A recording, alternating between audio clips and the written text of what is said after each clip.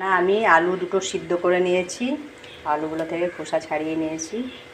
তো আজকে আমি ডিম দিয়ে আলুর বড়া করে তরকারি বানাচ্ছি। কিভাবে সিদ্ধ আলুর রেসিপি ডিম দিয়ে দেখো পুরো ভিডিওটা। আমি সিদ্ধ আলুর মধ্যে দুটো ডিম ভেঙে নিয়েছি, স্বাদ মতো নুন দিলাম,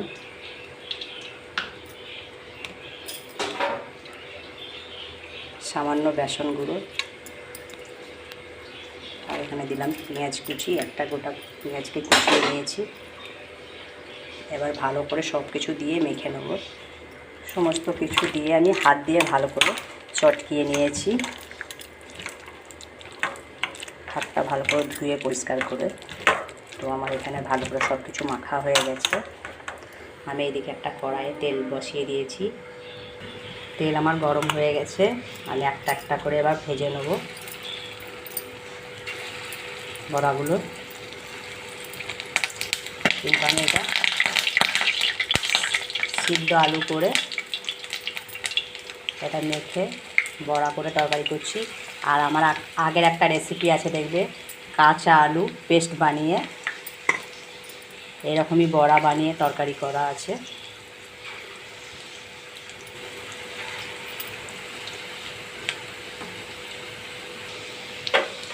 আমি এবার উল্টে নেব। একটু ভাজা হয়ে গেছে।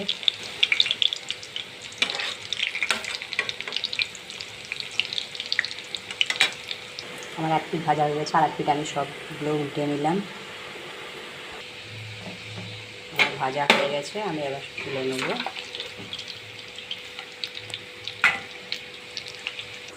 আমার বড়াগুলো ভাজা হয়ে গেছে, আমি তুলে নিয়েছি। দেখো, পুরো ভিডিওটা দেখতে থাকো কীভাবে ভিডিওটা আমি বানাচ্ছি, তরকারি রান্না রেসিপিটা।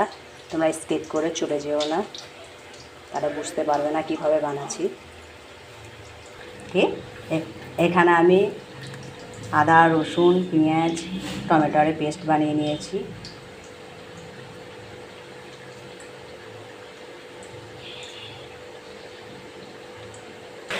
ওই তেলের মধ্যেই আমি বেটে রাখা আদা রসুনের পেস্টটা দিয়ে দিলাম।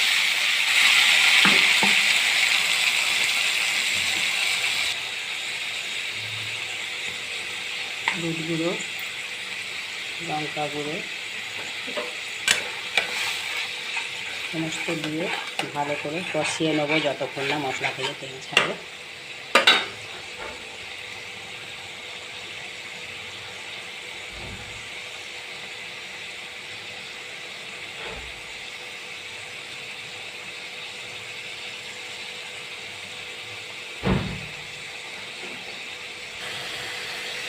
স্বাদ মতো চিনি দিলাম।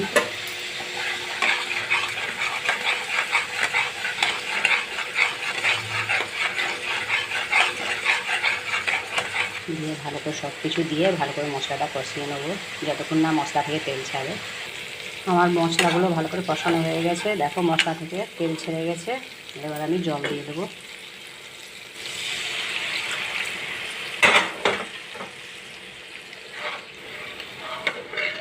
জল দিলাম।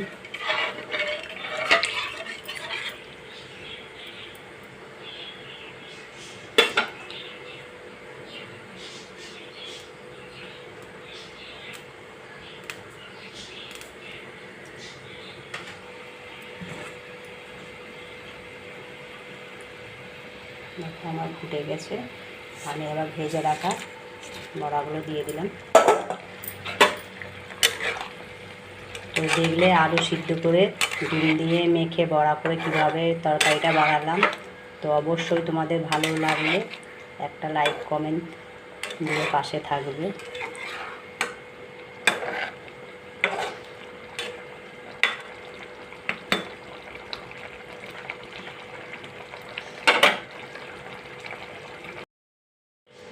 আমার ডিমের বড়া করে আলু সিদ্ধ করে যে তরকারিটা আমার হয়ে গেছে। দেখো, তো আমি নুন দিয়েছিলাম, নুন দেওয়াটা তোমাদের দেখাতে পারিনি, দুঃখিত। তো কত সুন্দর আমার রান্নাটা হয়েছে দেখো। অবশ্যই ভালো লাগলে একটা লাইক কমেন্টস শেয়ার করে পাশে থাকবে।